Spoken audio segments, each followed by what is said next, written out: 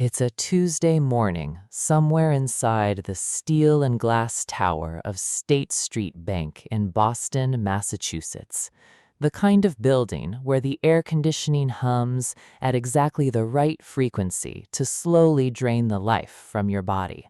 Where the carpet is that particular shade of corporate gray that seems designed to make you forget you ever had dreams, and where the fluorescent lighting overhead has been calibrated, whether intentionally or not, to make every human being look slightly like they're already dead. I am standing in my manager's office. Her name is Paula.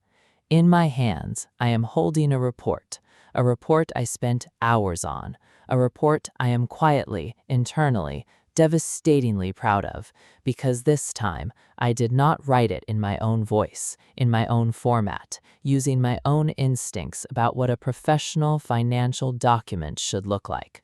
This time, I used hers, word for word, format for format, every turn of phrase, every section header, every structural choice, copied verbatim from the archived work she produced before she had a team to lord over.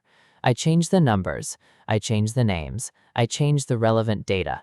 Everything else, Paula, circa 4 years ago, and she is losing her mind. Her face cycles through approximately 6 distinct emotional phases in the span of about 45 seconds: confusion, irritation, contempt, escalating fury, back down to confusion, and then finally arriving at something that I can only describe as a person trying very hard not to have a visible breakdown in their own office. She tells me this is the worst report I have ever submitted. She tells me the format is unreadable. She tells me the cover letter language is bizarrely stiff and old-fashioned.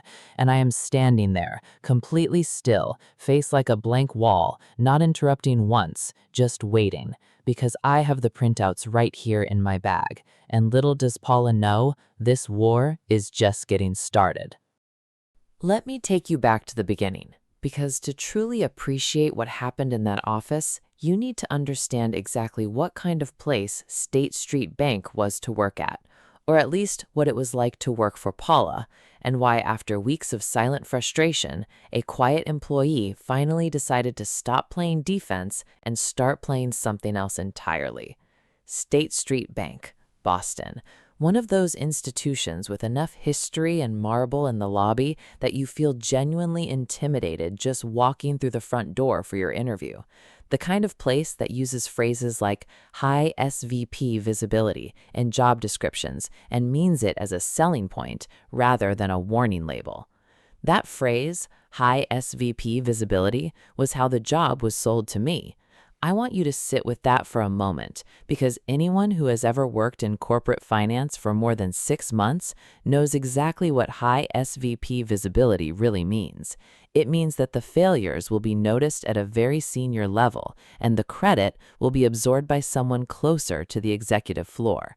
It does not mean your work is meaningful. It does not mean you are being groomed for something.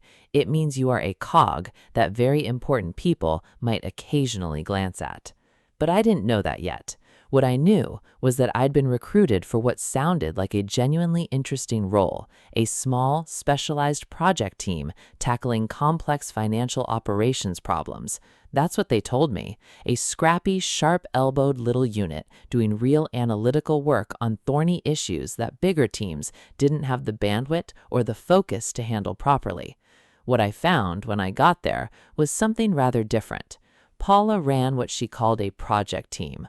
What it actually was, as I came to understand within approximately the first 2 weeks, was a mushroom farm. And I say that not as a casual insult, but as a precise operational description of the environment she cultivated. Keep your people in the dark, feed them steady quantities of managerial manure, and harvest whatever they produce before they figure out what's actually happening. My job, stripped of all the language that made it sound strategic during the interview, was this: compile reports and gather data from other people in the organization. That's it. I was a human aggregation machine. I collected numbers from teams who, notably, were terrified of my group. not because we were powerful, but because Paula had spent years making herself politically dangerous in ways I didn't fully understand at the time. People answered our data requests quickly and quietly because ignoring Paula's team carried consequences. And so I would send requests, receive responses, compile the information into formatted reports, and hand them to Paula. Paula would then tell me everything I had done wrong, every single week. Now, I want to be precise about the nature of her criticism, because this is important. Paula was not finding errors in the numbers. She was not catching analytical mistakes, incorrect formulas, or misread source data.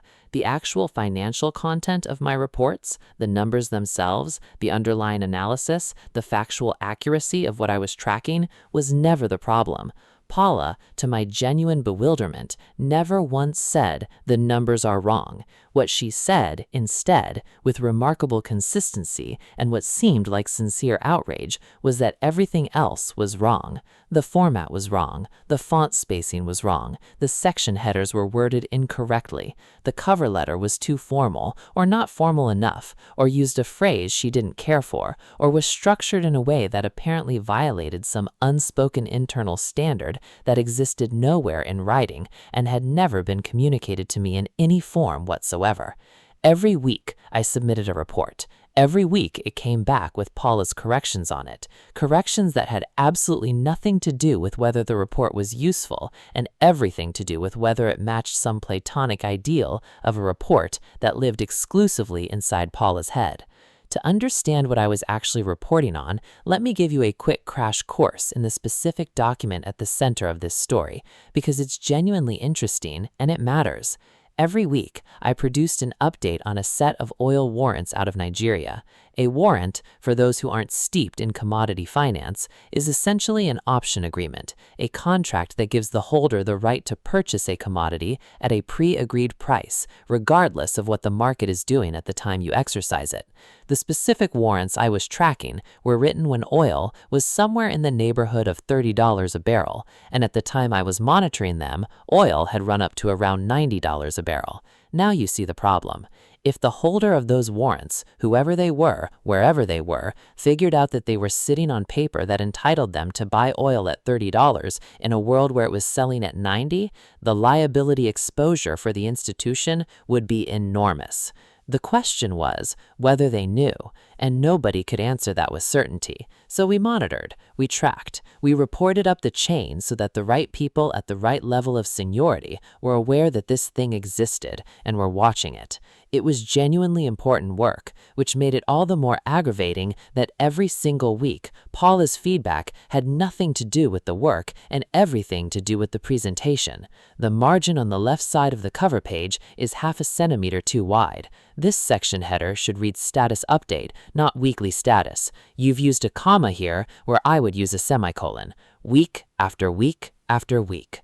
Ticky-tack doesn't even begin to cover it. This was the kind of nitpicking that a reasonable person would be embarrassed to vocalize aloud, and yet Paula delivered it with the gravity and conviction of someone identifying a material misstatement in a public filing. I started to wonder, as weeks turned into months, whether she actually had any standard at all, or whether the criticism itself was the point, whether keeping me perpetually wrong, perpetually correcting, perpetually off balance and uncertain about my own judgment was a management style in and of itself, a way of maintaining control, a way of making sure nobody on the team ever got comfortable enough to look up and start asking questions about what was really going on in this mushroom farm. I didn't have proof of that, but I had a feeling, and I had a growing, quiet, coal-burning resentment that I was disciplined enough to not show on my face. And then, one afternoon, I was digging through the shared network drive looking for a file, a reference document from a previous project cycle, and I found something I was absolutely not looking for.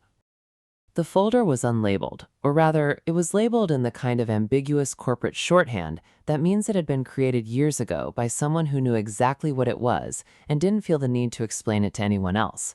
A project folder from before Paula had a team, from back when Paula was the one compiling the reports herself. I almost scrolled past it. I want you to understand how close I came to missing this entirely.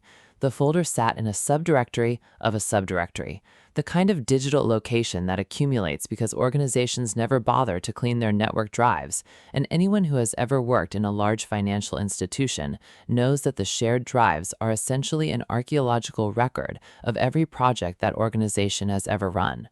Layer upon layer of outdated files, old templates, abandoned analyses, and forgotten work product, going back years, sometimes decades.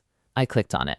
Inside were Paula's own reports, her cover letters, her formatting, her voice, everything she had produced back when she was the individual contributor on a similar project, monitoring something analogous to what I was now tracking, building the documentation from scratch, writing the cover letters herself, creating the templates that presumably someone after her had continued to use.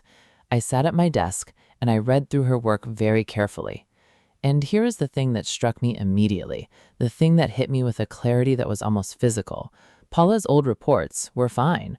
They weren't brilliant. They weren't the kind of work product that would make you sit back and say, wow, this woman is an exceptional writer and analyst. But they were solid. They were competent.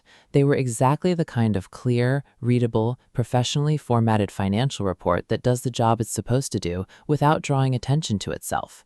They were also, in virtually every meaningful way, structured and written in a style that was completely different from what she kept insisting I should be producing. Different margin preferences, different header conventions, different cover letter language and structure, different everything. Which meant one of two things. Either Paula had fundamentally changed her own standards and preferences in the years since she'd written these documents herself and failed to communicate any of those changes to me in any coherent way, or Paula didn't actually have consistent standards at all, and the criticism was what I'd quietly suspected, a performance, a habit, an exercise of managerial authority that had more to do with establishing dominance than with improving the work product. Either way, I had just found my weapon. I saved every single file in that folder, all of it, every report, every cover letter, every template she had ever built. I saved them locally on my own machine because even then, even before she'd given me any specific reason to distrust her with these particular files, something told me that if she knew these existed somewhere I could access them, they might not stay there. I want to tell you I deliberated extensively about what to do next. I want to tell you I weighed the ethical considerations carefully and came to a thoughtful, measured decision after much reflection. But the truth is, by the time I had finished reading through Paula's old work, the decision was already basically made. I was going to rebuild my next report using her templates, using her structure, using her cover letter language word for word, with only the numbers and the project-specific details changed to reflect the current period. And then I was going to hand it to her and see what happened. I spent the next several days doing exactly that. It was painstaking in the best kind of way, the kind of work that requires careful attention and carries with it a very specific kind of satisfaction, because every decision I made, every formatting choice, every turn of phrase, I could point to a direct precedent in Paula's own archive. I wasn't interpreting her standards. I wasn't guessing at what she might prefer. I was replicating her own work with surgical precision. The report looked good. It looked clean and professional and exactly like what a senior financial professional who cared about her documentation would have produced on a serious project, because that's what it was. I printed it out, I clipped the cover letter to the front, and on a regular Tuesday morning, no different in its externals from any other Tuesday morning in that gray, humming, fluorescent-lit tower, I walked into Paula's office and set it on her desk. "Weekly update," I said. "Ready for your review." Paula picked it up. She looked at the cover page. She flipped to the first section. She read for about 30 seconds, and then her face started doing the thing. "What happened to your format?" I kept my expression completely neutral. I had practiced this. "I made some changes. I didn't think the old format was working." She flipped another page. Something about the cadence of it had changed. The casual authority she usually brought to the review process had been replaced by something that looked like it was trying to locate itself, like a person walking confidently into a room and then realizing they don't recognize any of the furniture. "This is..." She paused. "This is worse than before." I didn't say anything. She kept going. She found the cover letter and read through it. She picked up a pen and held it the way she always held it when she was about to make corrections, like a baton, ready to conduct a symphony of criticism. But the pen didn't move. The language here is bizarrely stiff, old-fashioned. This reads like something written years ago by someone who didn't understand how we communicate internally. There it was. I let her finish. She went on for what felt like forever. The format was wrong, the structure was confusing, the overall presentation was not up to standard. This was probably the worst report she'd seen from me since I joined the team. What was I thinking when I decided to overhaul everything without consulting her? She landed finally on that last question like a closing argument. What were you thinking when you made these changes? I reached into the folder I'd been holding at my side. I pulled out the printouts, Paula's reports, her cover letters, her templates, dated, clearly hers, with her name on the metadata. I was thinking, I said, keeping my voice completely steady, that you seemed unhappy with how I'd been approaching these documents, so I went through the network and found an older project folder. I used your formatting, your cover letter language. Everything in that report is your structure, your wording, your approach. I just changed the numbers and the current reporting details, verbatim. I set the printouts on her desk. If you want to compare them side by side, they should match up pretty closely. The silence that followed was one of those silences that has texture. Paula looked at the printouts. She looked at the report. She looked back at the printouts. Her mouth opened slightly and then closed again, like she was going to say something and then reconsidered mid-thought. The dumbstruck look on her face was not the kind of expression you often see on the face of a person who has spent years wielding professional authority with total confidence. It was the look of someone who has just been handed a mirror and discovered, with no warning whatsoever, that the reflection looking back at them is not what they expected. She had two choices in that moment, and she had about 4 seconds to pick one. She could double down. She could insist that her old work was also bad, that standards had evolved, that context was different, that the format she used years ago on a similar project was not applicable to this one, and in doing so, she would be explicitly acknowledging that she had been criticizing me against no consistent objective standard, but against a moving target that existed only in her own head, which was its own kind of damning admission. Or she could fold. Paula is a smart woman. That's not nothing. You don't get to a management position in a major financial institution without a functioning brain, and whatever her failures as a human being and a manager, strategic stupidity was not among them. She picked up her pen. She signed the report. "Send them as is," she said. I looked at her for a moment. "I just want to confirm, because less than a minute ago you said the format was basically unreadable. You want me to send these?" "We don't have time to redo them," she said. "Send them." "Understood." I walked out of her office with the signed reports and the quiet internal certainty that something had just shifted. I didn't know exactly what the next chapter looked like, but I knew two things with complete clarity. First, Paula was going to go back to that folder on the network drive and move or delete every file she could find in it, because that's what you do when someone suddenly realizes someone has located an archive you would have preferred to keep private. Second, she was never going to be able to criticize my report format with the same authority again, not without the risk that I would simply ask politely which of her own past standards I had failed to meet. I was right on both counts. She found and moved the old folders within a few days. I know this because I went back to check, and the directory that had previously housed her old work product was gone. Not just reorganized, but gone, in the specific way that things disappear when someone wants them to stop being findable by other people. Paula was in her own way, doing exactly what I would have done in her position. She was protecting herself. The problem was that I had already saved everything locally. This is the part of the story that I think reveals something important about the difference between reactive and strategic thinking. Because what I did next was not reactive. It was not impulsive. It was not born out of anger, though the anger was certainly present underneath it, banked and steady, like a furnace you've learned to manage. What I did next was methodical. I had all of Paula's old work, every template, every cover letter, every structural choice she had ever committed to paper on a similar project. I organized it. I created what I later described to her with complete and genuine accuracy as a set of standard operating procedures, SOPs, in the corporate parlance that makes any arbitrary compilation of documents sound official and necessary. I formatted Paula's old work into a reference document. I gave it headers, I organized it by document type, and I saved it on my local machine, backed up in a place that Paula's control over the network drive could not reach. And then the cat and mouse game continued.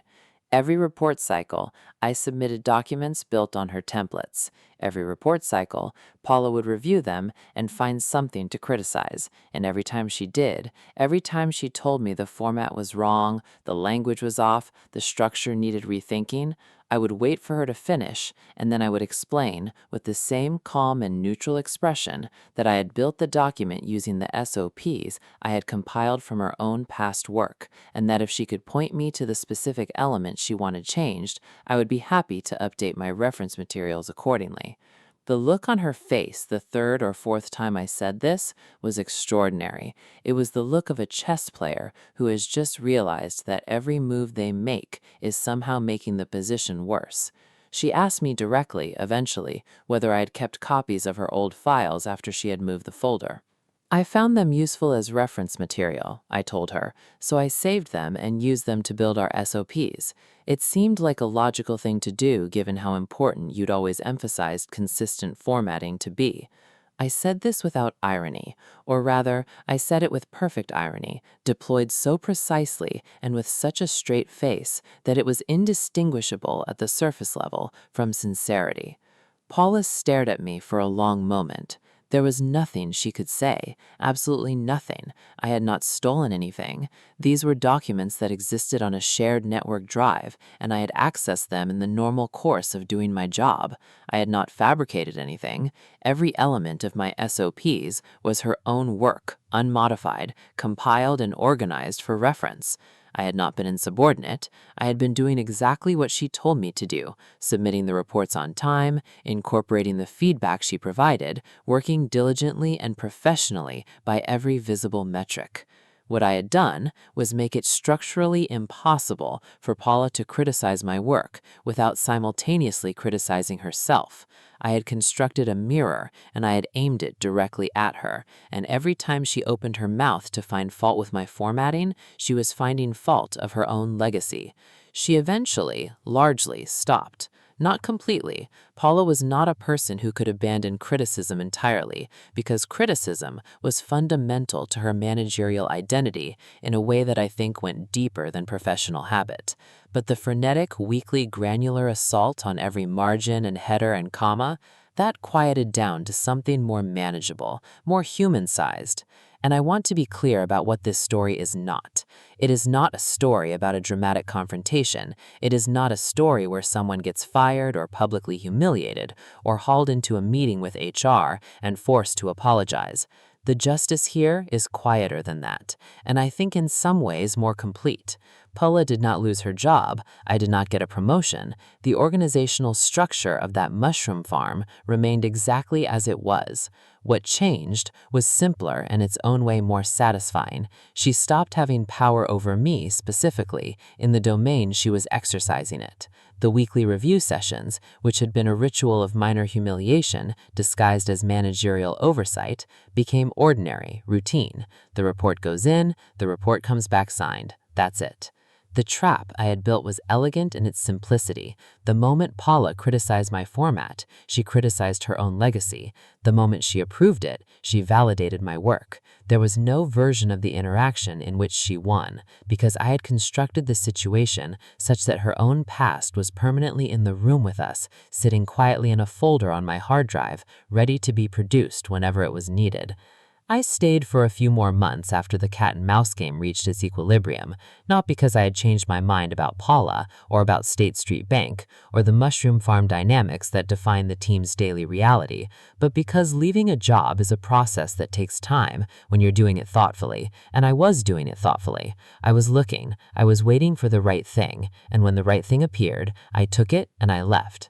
I was smart enough on my way out to make sure my SOP documents, Paula's old work, neatly organized and properly labeled, were nowhere on company systems. They had never needed to be. They lived on my personal machine, where they had always lived, and when I walked out of that building for the last time, they walked out with me.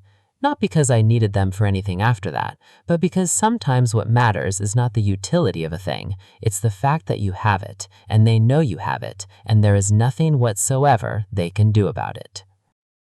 So what do you do with a story like that? I think about it sometimes, not with bitterness. I've been fortunate enough in the years since to work with managers who actually manage, who give meaningful feedback and communicate real standards and treat professional development like something other than a control mechanism. Those experiences have a way of making the Paula years feel like a specific, survivable chapter rather than a definition of what work is. But there is something worth extracting from this story beyond the satisfaction of the moment, and it's this. Every bully in a professional environment is operating on an assumption. The assumption is that you won't look closely enough, that you won't pay attention to the details, that you won't notice the internal contradiction between what they demand and what they've done, that you will keep your head down, absorb the criticism, and never think to ask, where exactly is this standard coming from, and does the person enforcing it actually hold themselves to it? What happened in Paula's office on that Tuesday morning was not complicated. It was not some elaborate scheme. It was a person asking a very simple question. If this format is so wrong, why did you use it? And presenting the documentary evidence to support it. The silence that followed was not really about formatting. It was about the moment when someone who has exercised unchecked authority suddenly realizes that the authority was never as solid as it felt, that the person across the desk had been paying attention, that receipts exist. If you are in a workplace right now where someone is doing to you what Paula was doing to me, where the criticism is constant and vague and unmoored from any consistent standard, where the goalpost moves every week, where you feel perpetually wrong without being able to identify exactly what right would actually look like, pay attention. Look around, read the old files, ask the quiet questions. The answer is probably in there somewhere. As for Paula, wherever you are 19 years later, I hope you found a better management style. I genuinely do. And also, for the record, and because it needed to be said somewhere, your cover letters were fine. They were perfectly fine, which was exactly the point. If this story made you feel something, click like. It helps more than you know. If you've got your own malicious compliance moment, drop it in the comments. I read every single one. Subscribe if you haven't, because these stories come out every week, and trust me, you do not want to miss what's coming next. Take care of yourselves, and remember, always save the receipts.